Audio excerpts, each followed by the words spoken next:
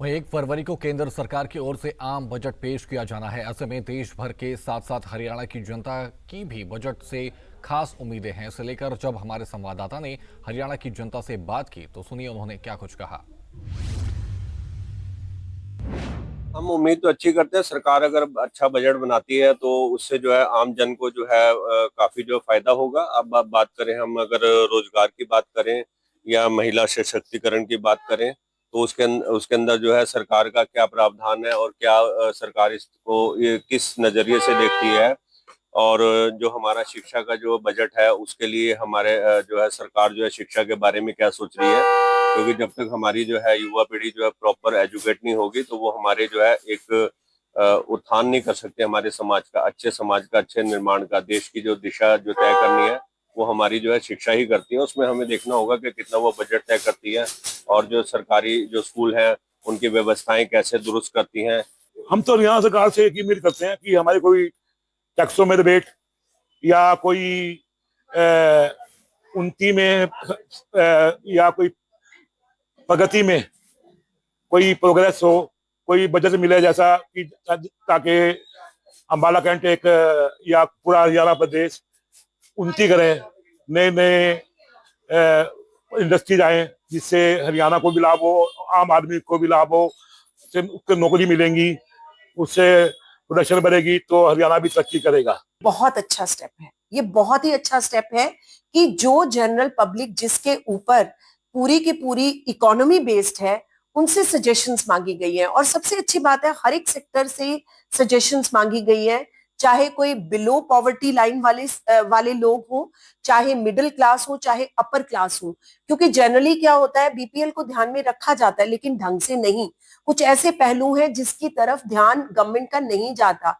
अगर आप general public से सजेशंस लेते हो तो ये गवर्नमेंट का एक बहुत अच्छा स्टेप है जिसके अंतर्गत ज्यादा से ज्यादा सिटीजन्स को फायदा होता है। बजट जो भी है, एक तो वो सारी जितनी भी हमारी इनकम ग्रुप्स है सबके फ्रेंडली होना चाहिए और उसमें इंफ्रास्ट्रक्चर पे बहुत ध्यान देना चाहिए। इंफ्रास्ट्रक्चर में स्पेशली मैं बात करूंगी जो हमारी सोशल हमारी एमिनिटीज है ना, जैसे कि अगर हम बात करें हेल्थ केयर को लेके बात करें, ठीक है, वो सबसे ज्यादा जरूरी है इस वक्त हमारे लिए, क्योंकि हमारा जो इस वक्त फिजिकल और मेंटल दोनों हेल्थ इसमें इन्वॉल्व होने चाहिए, तो उसके ऊपर थोड़ा सा बजट में ध्यान देना चाहिए।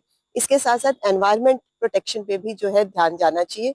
सोशल इंफ्रास्ट्रक्चर, हम कहते हैं कि नो डाउट हमारी बहुत ज्यादा कनेक्टिविटी हो रही है, लेकिन उसके साथ साथ हमें ये भी देखना है कि जो हम अपनी एग्रीकल्चर लैंड जो ऑक्यूपाई करते जा रहे हैं, तो अगर हम इसी तरह से करते रहे तो फिर हमारी जो बढ़ती हुई पॉपुलेशन है उसके लिए अनाज कहाँ से आएगा।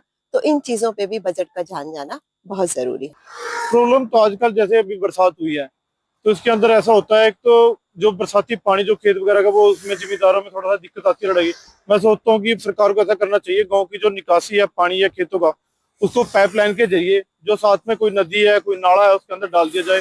सबसे बड़ी दिक्कत यही है आज के टाइम में किसान के लिए, क्योंकि फसल भी हो जाती है, आज का सारा फसल हो चुकी थी तो ओले और इन्हें बरसात ने नुकसान बहुत ज्यादा कर दिया और इसका जल्दी से जल्द पटवारी और उनको गिरफ्तारी करवानी चाहिए।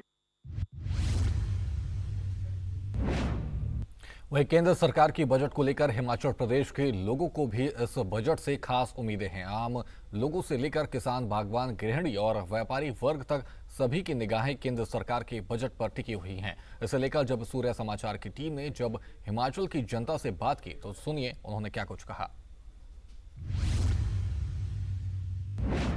केंद्र सरकार ने न्यूजीलैंड के साथ जो ट्रेड करा है 50% से घटाकर उसको 25% के करीब कर दिया है। तो इससे जो किसान, बागवान, हिमाचल प्रदेश का जो आपका स्टेट जहाँ पे जो ये स्टेट प्रोड्यूस सेव करती है उसके लिए सबसे ज़्यादा इसका नुकसान होने वाला है। और ये इसलिए होने वाला है कि जैसे हमारा जो आपका जो मैदानी आपका जो प्लेन क्षेत्र है, जब उसमें सेब आपका तैयार होता है तो ऑलरेडी न्यूजीलैंड का जो सेब है वो आपका मार्केट में आपके कोल्ड स्टोरेज में पहुंचा होगा और उसके साथ बिग मार्केट्स में ऑलरेडी ये पेनिट्रेट हो चुका होगा।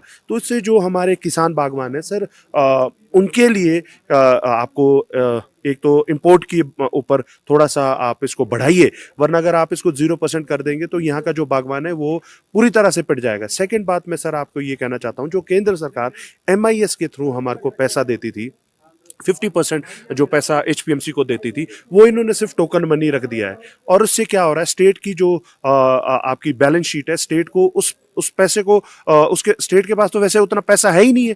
तो सेंटर अगर पैसा देता है तो हमारी जो सब्सिडीज है और अदर चीज़ें हैं उसको देने में सरकार, जो हमारी हिमाचल की कांग्रेस सरकार है, वो दे सकती है।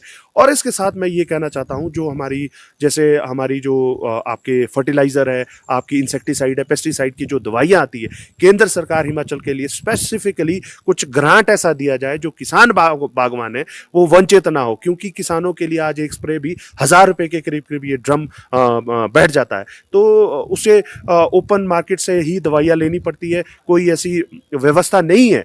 तो मैं केंद्र की जो अभी जो बजट इसमें पेश होगा, तो हम तो ये चाहते हैं कि केंद्र हिमाचल को स्पेसिफिकली ग्रांट दे, ऐसे ग्रांट्स भी दे जो हमारे डिजास्टर से रिलेटेड जो चीज़ें हुई है पिछले 3 साल से।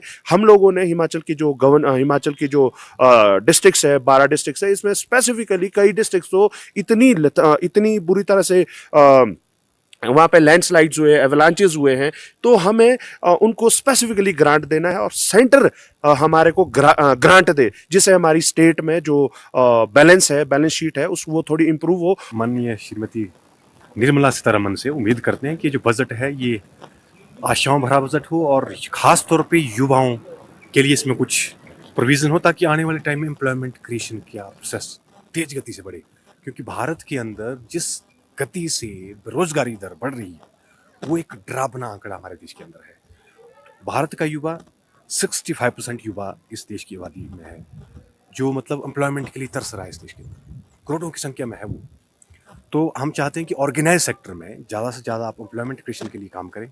बजट की बात हम तो यही चाहते हैं कि हर आम, हर खास, हर मीडियम तबका, हर बड़ा तबका, उनको हर चीज़ में राहत मिलनी चाहिए। जीएसटी में राहत दी आपने, पीछे बहुत अच्छा काम किया, मगर उस राहत से फ़ायदा कुछ नहीं, उससे रॉ मटेरियल और बढ़ गया है, जिससे जीएसटी से राहत का कोई मतलब ही नहीं होता, उल्टा महंगाई होगी हुई है। हम कोई भी चीज़ अपने व्यापारी से मंगाते हैं, उसको हर बार यही बात होती है कि ये 10 रुपये बढ़ गया, 20 रुपये बढ़ गया, 30 रुपये बढ़ गया। यहाँ कस्टमर वो पैसा देने को तैयार नहीं, इसलिए मार्केट इतनी स्लम्प हो गई है हद से ज़्यादा। मैंने अपनी जीवन के अंदर आज तक ऐसा मंदा, ऐसा मार्केट के अंदर स्लम्प मैंने अपनी लाइफ के अंदर नहीं देखा। ये जो बजट आ रहा है, हम तो हाथ जोड़ के रिक्वेस्ट कर सकते हैं, और तो कुछ नहीं करते मैडम सीतारमन जी से, कि आप इस बजट को मीडियम तबके के लिए बहुत राहत प्रदान करें। जो बजट जो पेश किया जा रहा है उसमें मध्य वर्गीय जो लोग हैं, जो मिडिल क्लास होते हैं, उनको बहुत फ़र्क पड़ता है।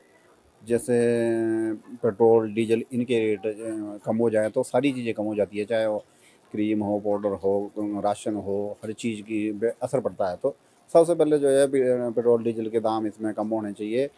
और खाद्य जो पदार्थ है, खास करके जो है लोगों को खाद्य पदार्थों में जो है कमी होनी चाहिए, कम होने चाहिए।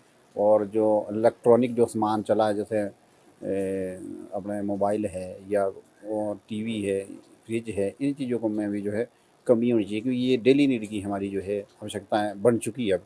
चाहे वॉशिंग मशीन है, चाहे फ्रिज है, चाहे इलेक्ट्रॉनिक जितना भी सामान है, इसमें जो है कमी होनी चाहिए। जो नया जो बजट आया तो मध्य वर्गीय जो हम लोग हैं, जो इसमें आम इंसान जो है मध्य वर्गीय जो ज़्यादा पिसता है।